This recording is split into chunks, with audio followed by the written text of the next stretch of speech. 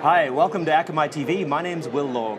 So in the media industry in Silicon Valley, there are certain wise men, sages who you come to realize can tell you things 3 years ahead of time, and then they come true. And I'm joined by one of these men today. I want to introduce Thierry Fautier, VP of Video Strategy at Harmonic. Hello, Will. So thank you, Thierry. Your French friends call you a provocateur because you're not scared or shy to say statements ahead of time. So I'm looking forward to your opinion on some of the compression changes that are coming in the industry. Yes. And I want to start off, though, with one of the more public announcements of the show, which was the Azure, Akamai, and Harmonic relationship that's been developed. So can you tell us more about that? Yes, so first, we are very happy to be here today.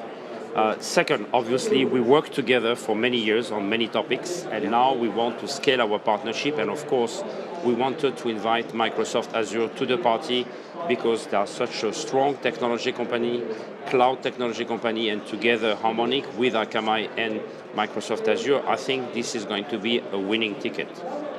Excellent.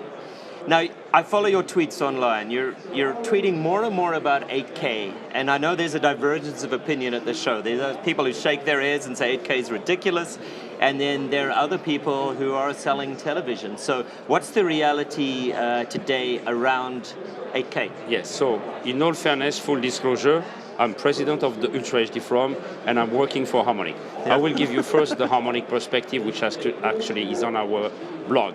So Harmonic believes that any technology developed needs to have a meaning, and therefore we need to be very careful not to kill our golden goose, which is 4K, works very nicely, and what to do with 8K. So as a proof point, we have taken 8K production from NASA, we down convert to 4K, and we show that on a 4K TV. From the same NASA, we had the 4K content, and we compare the quality.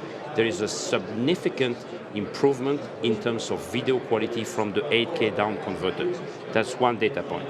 Second data point, when we put an 8K picture on an 8K TV, people tend to tell us for a small screen size, e.g. 65-inch, they don't see a real difference. Yeah. So you're promoting an 8K workflow with a 4K output, and even 4K upscaling then to 8K monitors? Yes, this we cannot stop. TV guys will always innovate, You know that. We can't tell them what to do.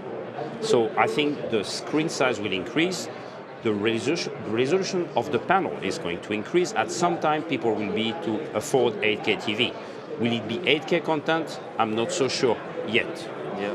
And HDR, is that becoming more stable? I remember a few years ago, the diagrams being produced by Yuri, they get more and more complex every year. Yes. Are we heading towards a standardized ecosystem? Well, I would first, they are all standardized by either DVB or ATSC or SIMT. Second, it's either HLG or PQ transfer function. And then what we have created is additional added value services with dynamic metadata. Is it going to make a big break? We have to wait and see. What we have discussed in the forum and what we put in our guideline is to enable those dynamic metadata, and this is part of the new guideline we published at NAB. Okay. Now, moving on to a new subject, Media Coding Industry Forum.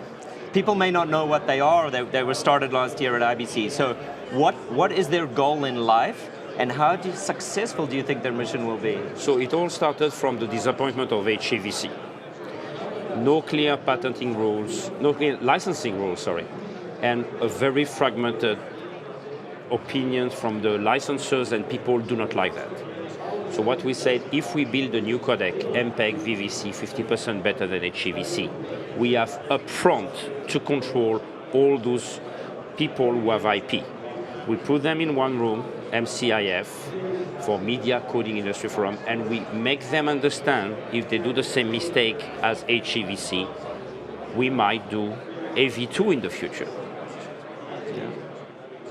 So I went to that first Silicon Valley meeting of MCIF, and I went in optimistic and I came out disappointed because I didn't see any change in heart or attitude in the licensing pools. They seemed to disregard the industry that was asking them for change. So I would say yes and no. Yes is disappointing, but no, we are not going to do the same mistake as in HEVC. As a matter of fact, we declare all the technology in a flag, and you can disable a flag if MCIF decides that this is not a licensable technology. Okay. It's not MPEG. MPEG, we give you a very big list. MCIF might give you a shorter list. We know how to negotiate in this country, so we have to apply the same rule for the codec.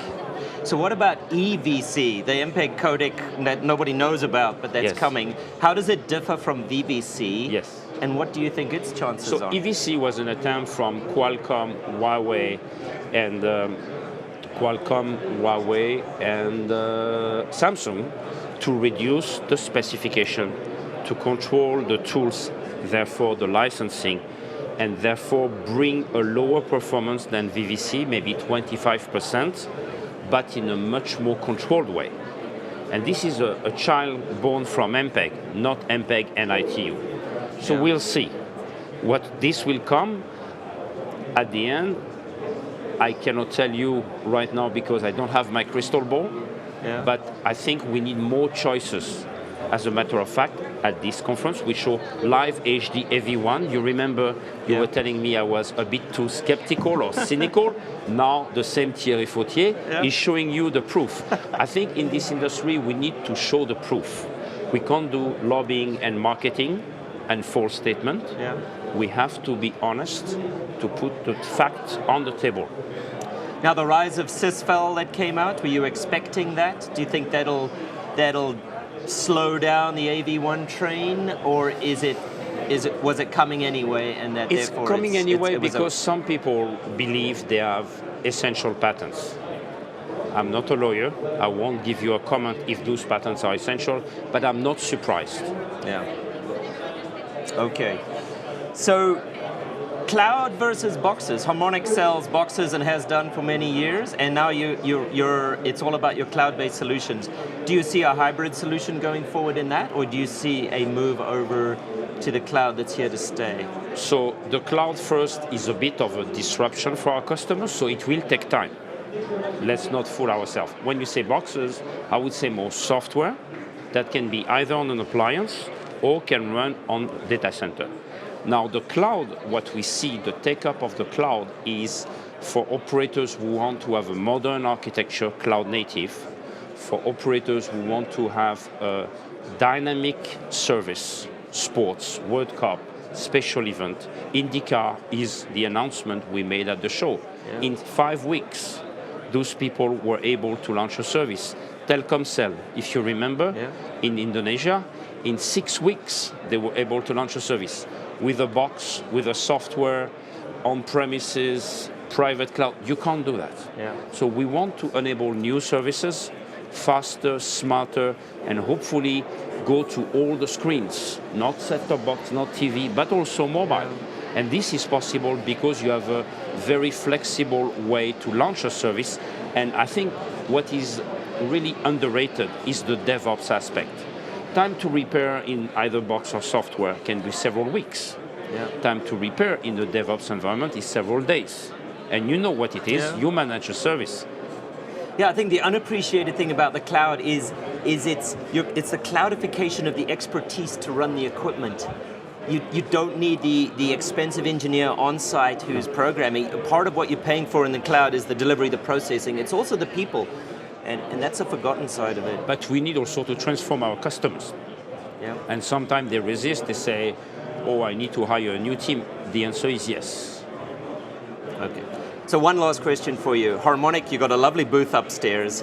What are you most proud of at the show? What are you showing off right now? Well, for example, for NAB, where what we see is, for example, using cloud technology for primary distribution.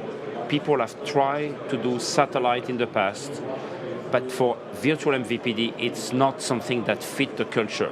So we have a primary distribution based on your CDN technology.